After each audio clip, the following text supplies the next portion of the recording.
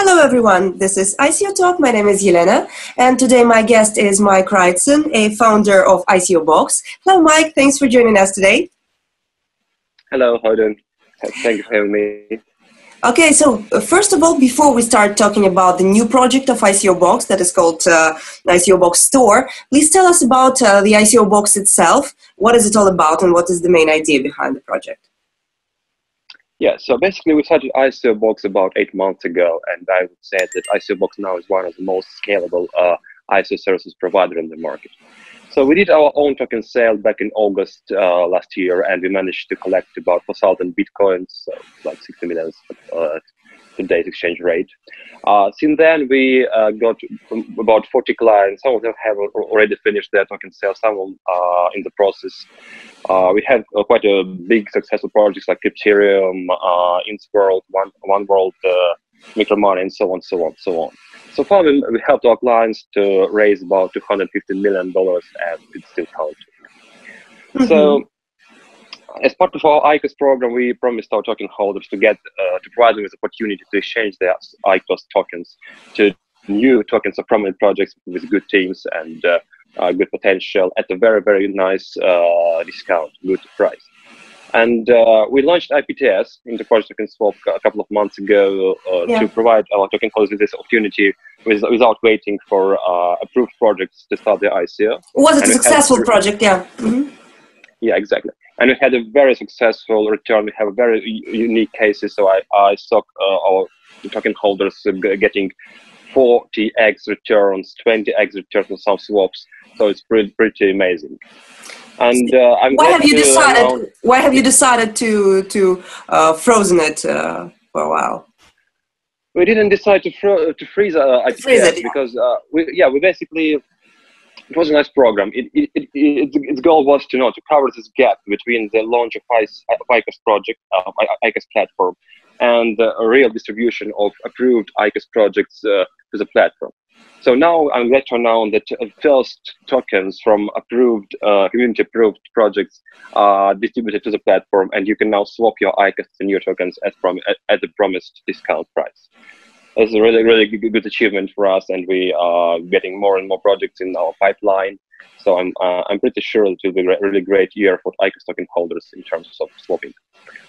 And a couple of weeks ago, we also launched a new project called ICOBox Store.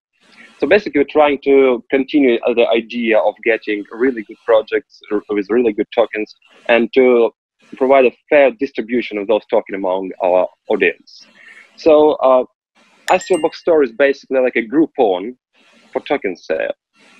It allows any good project, utility token, to offer their tokens to our community at a great discount, starting from 30% to 75% discount, with really strict limits, with geo limits, price limits. So, for example, any project would opt to offer like not more than 10 Ether worth of their tokens to only Japanese investors, for example.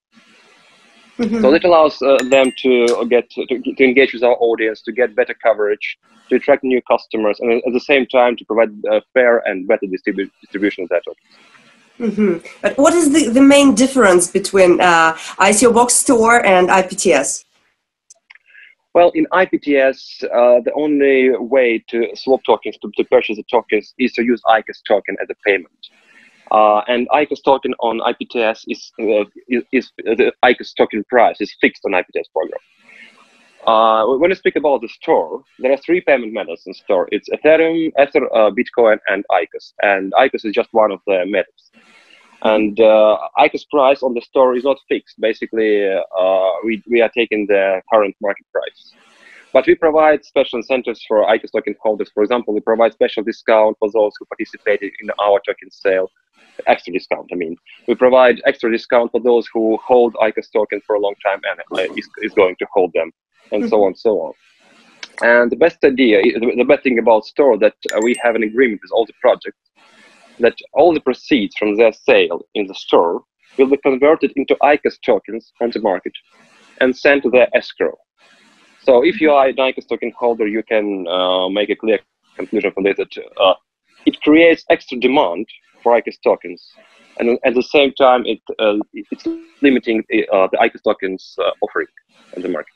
So you can make now the numbers. Okay, and how many of projects are there on the platform right now? One is finished. It was INS World, one of the really big projects. It's our client actually.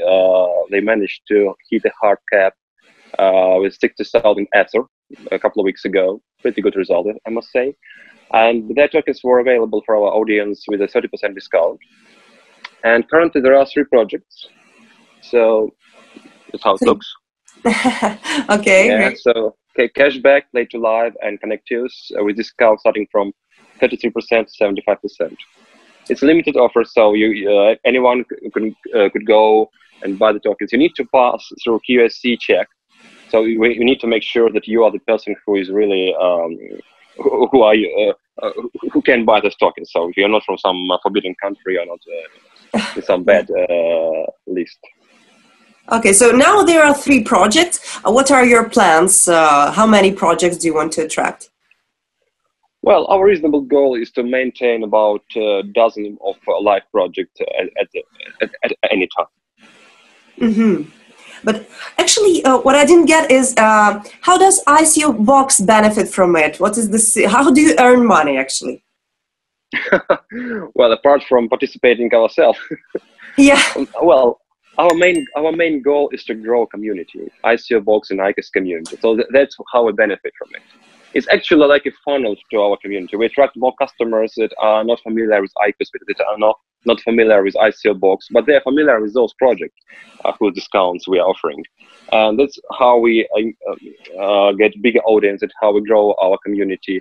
And it's beneficial in the long term for us, for ICO's projects, and for everyone. Okay.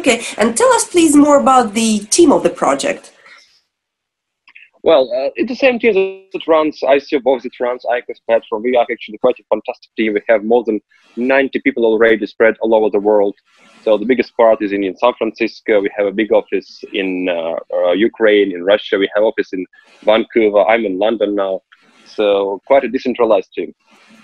Okay, and what about the advisory board? Do you have any famous names in the team? Well, we still support very good connections with our advisors from ICO. So Kitir, David Drake, and so on and so on. So we sometimes we ask them what are they thinking about our new ideas, and usually we get really huge support. Okay, and besides ICOBox Store, do you have any other plans of development, maybe some other new projects? Oh, we always have a lot of plans, but our main focus now is to deliver value to the ICO token holders and our clients, ICOBox clients. So that's what we are very focused on. Okay, and what do you personally think about the future of the ICO market in the world in general? Oh, it's a very good question. Right. What I can say, we've seen a very nice year. Yeah, we've seen a fantastic year for ICO. 2017 was like life-changing. And the December itself was a record month for ICOs, with more than $1 billion invested just in 1 month. And what I'm thinking, what I think is going to happen in 2018. Well, I think that we'll see more quality projects coming to the token sales. We'll see more mature teams with real good background, real MVP, and real fantastic projects. There are some rumors about Telegram itself going to the ICO, if you heard about it. Oh, really? No. Yeah, it's going to be a huge story, I think. And on the other side, we are getting very mixed signals from the government, from the regulators, for trying to somehow calm down this market, to provide more certainty to investors and retail, especially retail investors. So I think we'll see more regulation. I think we'll see some kind of legal framework developing in different countries. I just got news that Gibraltar has become the first country to provide some kind of framework to initial token offerings. That there is Sandbox in Canada, in Toronto, allowing security token offerings to run the token sale. Okay. So it's going to be a really great year from a legal perspective, from a project's perspective, and from investors. So you think this regulation is good for the market in general, yeah? I think so, yeah. It will screen out all the scams, all the shady deals, and I'm personally looking for getting more transparency and certainty on the market, because now what's going on? there's a lot of shady teams without any background, sometimes real scammers, sometimes just not very experienced teams who are trying to raise funds using only white paper and without any particular ideas how to build real projects. But there are a lot of problems. Some teams are getting so much money they can't handle it. You probably heard about public claim to Telos Foundation. So it's really toxic for the whole market. Yeah. And so what I'm personally looking for, I'm looking for implementing escrow services for every and each token sale. I'm looking for getting transparency for every big deal. So every ICO should disclose discounts for funds, for big whales, and for retail investors. It should be fair. Okay. ICO is not about money, it's about community. It's always about community. So fair distribution of the tokens. That's what the ICO goal is. Okay, and just to sum it up, can you give us some advice? Because you see many projects inside the ICO box, of course, and how to separate good ones from scammy ones, say. How to see the good project, yeah. Because, if you see the website there, they look like absolutely similar one to another, you know. Yeah, it's like copying each other. Well, I'm personally a big ICO token holder. So what I do, I actually swap my ICOs, a little part of them, for each project available on the ICOs platform. So I'm not doing some homework. I'm not doing some investigation. I believe in ICO's team. I believe in ICOBox experts. I believe in our advisory board, and I believe that their judgment will provide.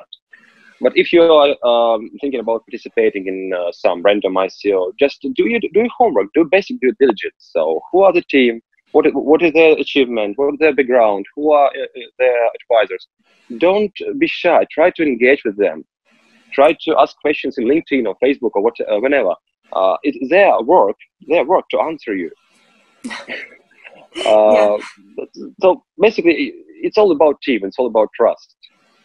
Okay, Mike, then thank you so much for this interview and for being with us today. Thank you. Thank you for having me. Thank you. Okay, and I remind you that today my guest was Mike Raitsyn, a founder of ICOBox. Subscribe to our YouTube channel and watch more interesting videos. Bye-bye.